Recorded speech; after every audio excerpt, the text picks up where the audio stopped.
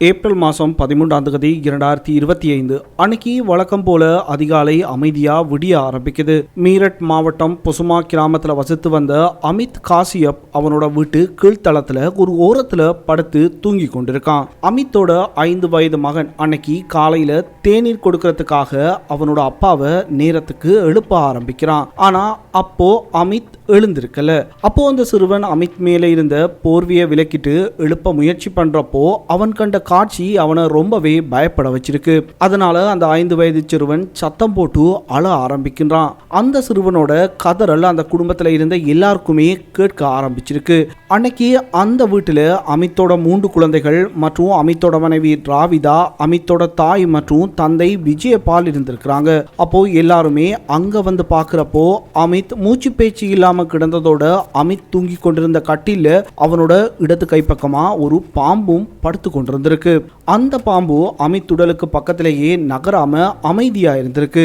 அந்த சம்பவத்துல அமித் உயிரோட இருந்திருக்கிறானா இல்லையான்னு கூட அப்போ யாருக்குமே தெரிஞ்சிருக்கல. அன்னைக்கு சம்பவ இடத்துல கூடி நின்ற பக்கத்து வீட்டுக்காரங்க அந்த கிராமத்துல இருக்கிற ஒரு பாம்பாட்டியை அழைச்சி அந்த பாம்பை பிடிச்சு அடைச்சு வச்சுட்டு காவல்துறைக்கு தகவல் சொல்றாங்க. காவல்துறை அங்க வந்து பாக்குறப்போ துரதிருஷ்டவசமா அமித் உடல் அன்னைக்கு பிரிஞ்சு போயிருக்கு. அதோட பாம்பு அமித் உடலை 10க்கும் மேற்பட்ட முறைகள் கடிச்சிருக்கிறதா அந்த கிராமம் முழுவதிலும் தகவல் பரவ ஆரம்பிக்குது. அந்த காட்சியை பார்த்த பலரும் இறந்து போன அமித் உடலை படம் பிடிச்சு சமூக ஊடகங்கள்ல பதிவேற்றம் பண்ண ஆரம்பிக்கிறாங்க. இதனால சம்பவம் சமூக ஊடகங்கள்ல பரவலாகவே பரவ ஆரம்பிக்குது. சம்பவ இடத்துக்கு வந்த காவல்துறை அமித் உடலை பத்திரமா எடுத்து பிரேத பரிசோதனைக்காக அனுப்பி வைக்கிறாங்க. அமித் பாம்பு கடிச்சு இறந்து போனதா கிராமம் முழுவதிலும் கதை பரவ ஆரம்பிக்கிறப்போ இந்த கேஸ்ல மிகப்பெரிய திருப்பம் அமித் பிரேத பரிசோதனை அறிக்கையில தான் காத்து கொண்டிருந்திருக்கு. சுமார் 8-9 ஆண்டுகளுக்கு முன்னாடி திருமணம் பண்ணிக்கொண்ட அமித் மற்றும் அவனோட மனைவி ராவிதாவுக்கு ஒரு மகன் மற்றும் 2 மகள்கள் இருந்திருக்கிறாங்க. இவங்க மீரூட்ல இருக்கிற அக்பர்பூர் என்ற கிராமத்துல தான் வாழ்ந்து வந்திருக்கிறாங்க. டைல்ஸ் உற்பத்தி பண்ற தொழிற்சாலை ஒண்ணுல தொழிலாளியான அமித் குடும்பம் வீடு என்று ஒரு அமைதியான வாழ்க்கையை வாழ்ந்து வந்திருக்கான். அமித் பற்றி யாருமே எதுவுமே தப்பா சொல்ல மாட்டாங்க. அப்படித்தான் அமித்தோட வாழ்க்கை இருந்து வந்திருக்கு. ஏப்ரல் மாதம் 13ஆம் தேதி அன்னைக்கு அமித்தோட குடும்பம் கோவில் பூசைக்காக போயிட்டு இரவு 7:30 மணி போல தான் வீட்டுக்கு திரும்பி இருக்காங்க.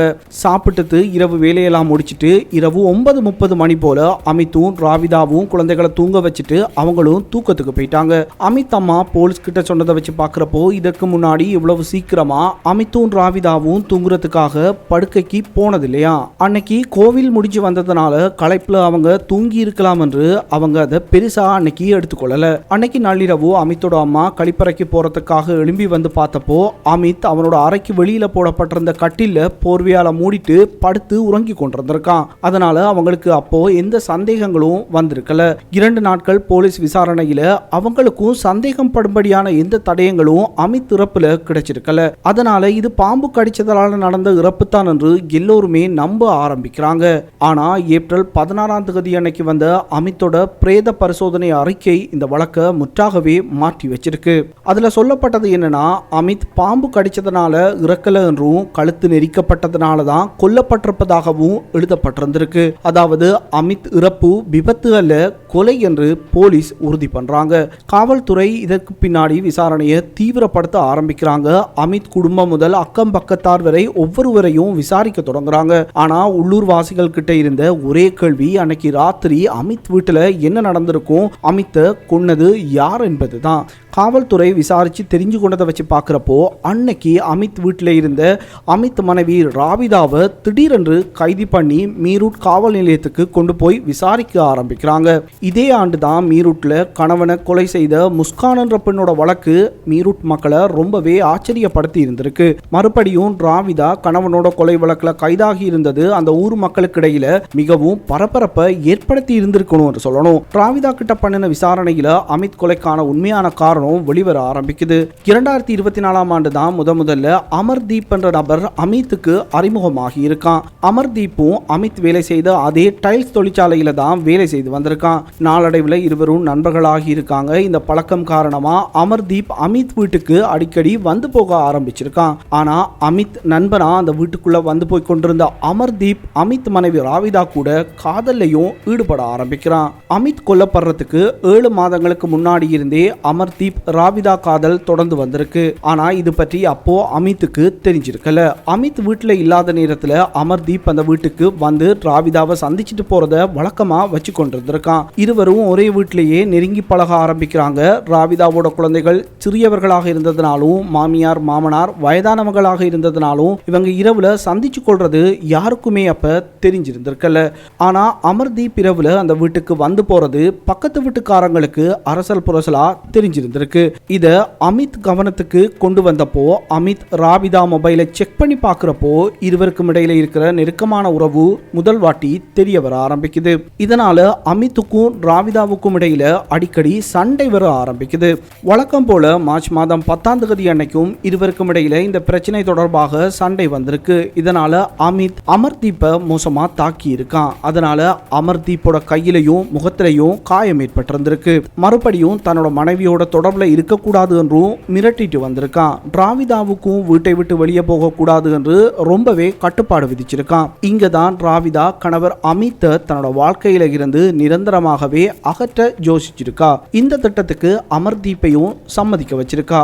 ஏப்ரல் மாதம் 12ஆம் தேதி 2025 அன்னைக்கு அவங்க மொத்த குடும்பமும் கோவில் பூசைக்கு போறது ராவிதாவுக்கு முன்னாடியே தெரிஞ்சிருந்திருக்கு. அதற்கு 5-6 நாட்களுக்கு முன்னாடி ராவிதா அவளோட திட்டத்தை போட்டு வச்சிருந்திருக்கா. அன்னைக்கு இரவு வீட்டுல எல்லாருமே தூங்கினதுக்கு பின்னாடி அமர்தீப்பை வீட்டுக்கு வர வச்சிருக்கா. குழந்தைகள் முதல் மாடியில தூங்கிட்டு இருந்திருக்காங்க. அமித் தந்தை பக்கவாதத்தால பாதிக்கப்பட்டவர் என்பதனாலையும் அமித்தோட அம்மாவுக்கு காது சரியாக கேட்காது என்பதனாலையும் அன்னைக்கு அமர்தீப் அந்த வீட்டுக்குள்ள நுழைஞ்சது யாருக்குமே தெரிஞ்சிருக்கல. தூங்கி கொண்டிருந்த அமித் மேல ராவிதா ஏறி அவனோட கைகளை இறுக்கமா பிடிச்சு கொள்ள அமர்தீப் அமித்தோட கழுத்தை நெரிச்சு கொலை பண்ணியிருக்கான். இதனால அமித் மூச்சு திணறி இறந்து போயிருக்கான். இந்த பிளான்ல பாம்பு எப்படி வந்தது என்று நீங்க யோசிக்கலாம். அந்த பிளானும் ராவிதா போட்டது தான். அமித் தரப்புல யாருக்குமே சந்தேகம் வரக்கூடாது என்று நினைச்ச 2 பேரும் ஒரு பிளான் பண்றாங்க. அந்த ஊர்ல பாம்பு பிடிக்கிற ஒரு நபர்கிட்ட இருந்து 1000 ரூபாய் பணத்தை கொடுத்து ஒரு விஷம் இல்லாத ஒரு பாம்பை வாங்கி கொள்றாங்க. அமித் இறந்து போனதை உறுதி செஞ்ச பின்னாடி அந்த பாம்பை வச்சு அமித் உடலை பல இடங்கள்ல கடிக்க வச்சிருக்காங்க. கடைசியா அந்த பாம்பை அமித்தோட கட்டில வச்சு உடம்ப பெட்ஷீட்டால மூடி விட்டுருக்காங்க. ஆனா பிரேத பரிசோதனை அறிக்கையில எல்லா உண்மைகளும் வெளிவரும் என்பதை இந்த 2 பேருமே எதிர்பார்த்திருக்கல. பிரேத பரிசோதனையில அமித்தோட கழுத்து காது முகம் போன்ற பகுதிகளில் நகக்கீறல் அடையாளங்கள் இருக்கிறதா குறிப்பிடப்பட்டிருக்கு. இப்போ அமர்தீப் மற்றும் ராவிதா கைது செய்யப்பட்டு சிறையில் அடைக்கப்பட்டிருக்காங்க. இவங்களுக்கான தண்டனை என்ன என்பதை நாம பொறுத்திருந்து பார்க்கலாம். வீடியோ பிடிச்சிருந்தா வீடியோக்கு ஒரு லைக் பண்ணிட்டு சேனலையும் சப்ஸ்கிரைப் பண்ணிக்கொள்ளுங்க. மறுபடியும் இன்னும் ஒரு வீடியோவில் சந்திக்கலாம்.